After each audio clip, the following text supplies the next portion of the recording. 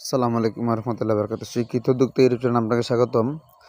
আপনারা দেখছেন এটা হচ্ছে আমাদের প্রজেক্টের এই জায়গা হচ্ছে আলু গাছ লাগানো হয়েছে। আলু যেগুলো আলু যেটাকে বলে এই আলু গাছ, এবং পাশাপাশি হচ্ছে ফুলকপি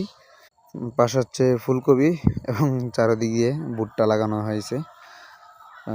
আসলে আলুর ফলনটা বেশি একটা ভালো হয় নাই, কারণ এবছর আলুতে দেখা যাচ্ছে প্রচণ্ড পরিমাণে ঠান্ডা হওয়ার কারণে আলু গাছ দ্রুত নির্জর হয়ে গেছে।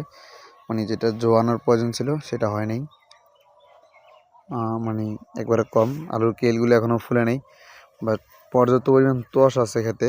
তারপরে এরকম হওয়াটা অনেকটাই বিপদ অথবা অনেকটাই সমস্যা। যেহেতু যা আছে আলহামদুলিল্লাহ অনেকটা ভালো। এটা হচ্ছে আলুর ফলনটা কম হবে এইটুকুই আর কি।